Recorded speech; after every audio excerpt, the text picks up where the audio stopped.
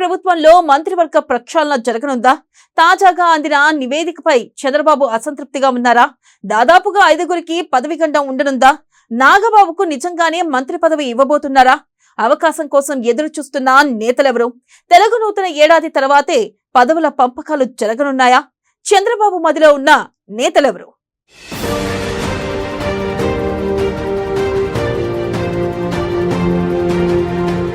మంత్రివర్గ ప్రక్షాళనపై చంద్రబాబు కసరత్తు. ప్రక్షాళన తప్పదని జోరుగా ప్రచారం. పదవుల కోసం జూనియర్ సీనియర్ ఎమ్మెల్యేల క్యూ. మంత్రుల పనితీరుపై చంద్రబాబు నివేదిక. 5గురు మంత్రుల పనితీరుపై బాబు అసంతృప్తి.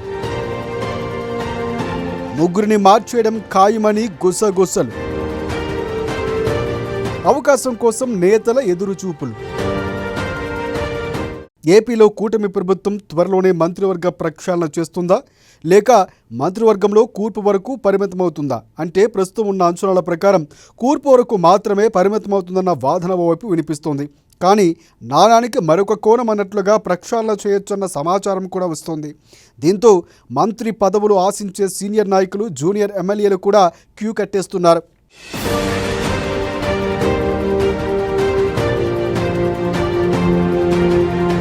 ప్రస్తుతం ఏపీ సీఎం కార్యాలయంలో దీనికి ప్రత్యేకంగా ఓ డాష్ బోర్డును కూడా అధికారికంగా అమలు చేస్తున్నారు.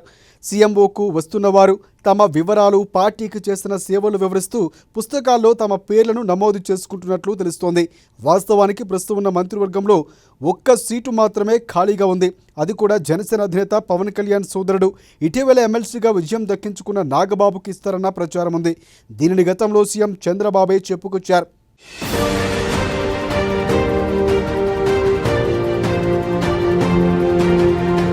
అయితే ఇదే సమయంలో ప్రక్షాళనకు కూడా అవకాశం ఉందన్న చర్చ సాగుతోంది. మంత్రుల పనితీరుపై కొన్ని రోజుల కిందట సీఎం చంద్రబాబు పెద్ద నివేదిక విడుదల చేశారు. దీనిలో చాలా వరకు, అంటే 3 నుంచి 5గురు మాత్రమే పనితీరు సరిగా లేదని పేర్కొన్నారు. దీనిని దృష్టిలో పెట్టుకుని ఎలానూ సర్కారుకు 10 మాసాలు నిండుతున్న క్రమంలో ఆ 3, 4గురిని మార్చేయడం ఖాయమని కూడా కూటమి పార్టీల మధ్య చర్చ సాగుతోంది.